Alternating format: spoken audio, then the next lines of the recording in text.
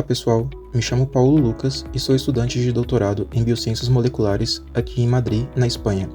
No vídeo de hoje vamos falar sobre uma história fascinante sobre como a ciência está basicamente ensinando sementes a se prepararem para os desafios do nosso futuro. Já pararam para pensar nisso? Parece até coisa de ficção científica, né? Mas e se a resposta por essa pergunta já existisse? Escondida num código que as próprias plantas usam há milênios? Pois é isso que a gente vai investigar agora.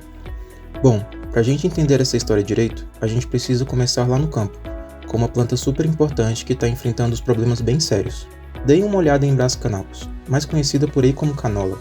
Ela é, sem exagero, uma das culturas mais importantes do mundo, e tem uma genética bem curiosa. Ela é um híbrido natural de outras duas plantas, o que torna, digamos, geneticamente bem complexa. E é aí que o problema começa. As condições do clima estão ficando cada vez mais difíceis. Secas mais longas, solos com muito sal, mudanças climáticas, tudo isso está se tornando mais comum e ameaçando diretamente a produção de alimentos que dependem da canola.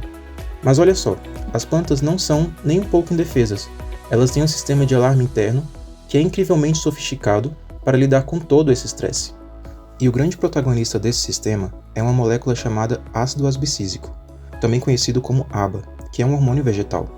Pensem no ABA como se fosse um alarme de incêndio da planta. Quando um perigo é detectado, tipo a falta de água, bum, o alarme ABA dispara na hora. Certo, e o que acontece quando esse alarme toca? A planta corre para consultar o seu livro de receitas mestre, que chamamos de DNA. Ela precisa achar as receitas certas, ou seja, os genes certos, para conseguir preparar suas defesas. Tá, mas como a planta sabe qual receita usar no meio de tantas? É aí que entra uma coisa genial, as marcas epigenéticas. Imagine que são tipo post-its coloridos, colados nesse livro de receitas. Alguns são bem chamativos, gritando, use essa receita, ativando assim o gene. Outros são mais discretos, do tipo, pode pular essa página, e aí silenciam o outro gene. É um sistema de controle brilhante. Sabendo de tudo isso, nós pensamos, será que a gente consegue acionar esse alarme antes da hora para treinar as sementes? A resposta para isso está numa técnica chamada condicionamento fisiológico, ou em inglês, seed priming. Então como isso funciona na prática? É basicamente um treinamento de incêndio. Primeiro, eu dou água para a semente, só um pouquinho. Isso liga o metabolismo dela, acorda a planta. Mas aí vem um truque. Antes dela germinar de verdade, eu paro tudo e seco ela de novo. Com isso, eu crio uma crise falsa. A semente pensa que vai nascer, ativa o mecanismo de defesa e depois volta a dormir. Mas ela não dorme igual a antes. Ela guarda uma memória molecular. Quando são plantadas, essas sementes treinadas brotam muito mais rápido e com um vigor impressionante. E isso dá a ela uma vantagem enorme. Ok, com essa técnica poderosa em mãos, qual era o próximo passo? Encontrar a candidata perfeita. Qual tipo de canola ia responder melhor a esse treinamento todo? Para descobrir, no meu projeto de doutorado, eu testei 20 variedades diferentes de sementes de canola à prova. Elas usaram um tipo de treinamento específico, o Osmo Prime, que simula condições de seca de um jeito bem controlado para ver qual delas se sairia melhor sob estresse. E os resultados foram claríssimos. Algumas linhagens, que a gente vai chamar de inferiores, não reagiram bem. Outras ficaram ali na média, mas uma delas, a superior, se destacou de uma forma excepcional. É claro, isso levou a uma grande pergunta. Não bastava saber qual era melhor, nós precisávamos entender o porquê. O que, afinal de contas, estava acontecendo dentro daquela sementinha campeã?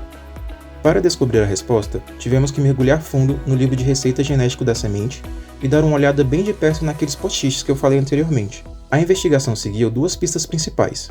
A primeira, quais receitas, ou seja, quais genes a semente estava de fato usando?